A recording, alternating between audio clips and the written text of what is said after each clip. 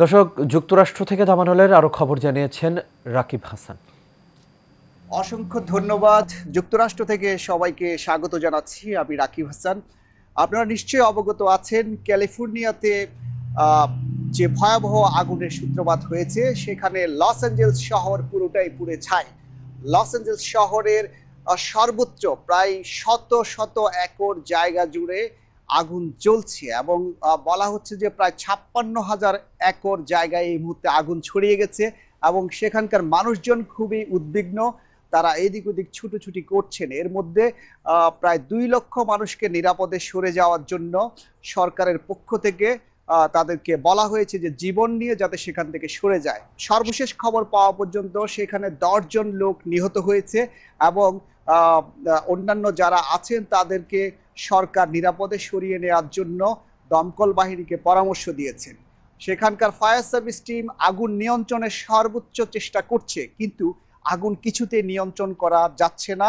বরং বলা হচ্ছে ক্যালিফোর্নিয়ার মরুভূমির যে কেন্দ্র, সেখান থেকে আগুনের যে বাতাস আসছে, সেই বাতাসটা আবহাওয়াকে আরো বেশি আর্দ্র করে তুলছে।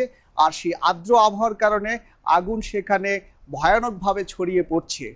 কেউ কেউ বলছেন এটা একটা প্রাকৃতিকভাবে সৃষ্ট একটা দুর্যোগ, আবার কেউ কেউ বলছেন এটা হচ্ছে মানব সৃষ্ট দুর্যোগ।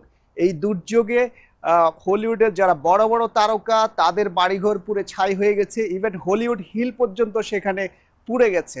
তো ওখানকার গভর্নর বলছেন এটা একটা দীর্ঘস্থায়ীভাবে এই সমস্যাটা চলছে এবং এই সমস্যার সমাধান দরকার।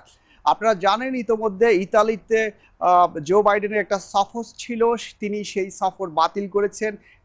ট্রাম্প প্রশাসন এই জন্য জো বাইডেন প্রশাসনকে দায়ী করছে। তারা মনে করছে বর্তমানে যে পরিস্থিতি চলছে সেটার জন্য আসলে এই প্রশাসনের বা এই সরকারের ব্যর্থতা।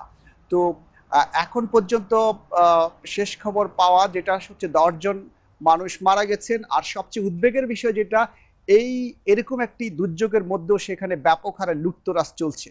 এই লুটতরাজের জন্য সেখানে জরুরি অবস্থা যে কোনো সময় ঘোষণা করার চিন্তা ভাবনা করছে সরকার।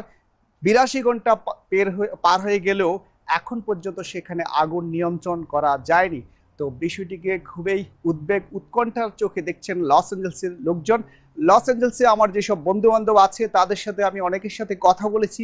তারা যেটা জানিয়েছে, আকাশে শুধু কেবল ধোঁয়া দেখা যাচ্ছে এবং তারা দূর থেকে ধোঁয়া দেখতে পাচ্ছে, কাছাকাছি কাউকে যেতে দেয়া হচ্ছে না। আর ভিডিওতে আপনারা যেটা দেখবেন যে সেখানে ব্যাপক হারে আগুন ছড়িয়ে পড়েছে এবং বনাঞ্চল পুড়ছে। তো এই বনাঞ্চলের 6টি জায়গায় আগুন লেগেছে। 6টি জায়গার মধ্যে 3টি জায়গা নিয়ন্ত্রণে এলেও বাকি 3টি জায়গা কিছুতে নিয়ন্ত্রণ করা যায়নি। প্রায় এখন পর্যন্ত $6,000 কোটি ক্ষতি হয়েছে। ধারণা করা হচ্ছে শত শত বিলিয়ন ডলারের ক্ষতি হতে পারে।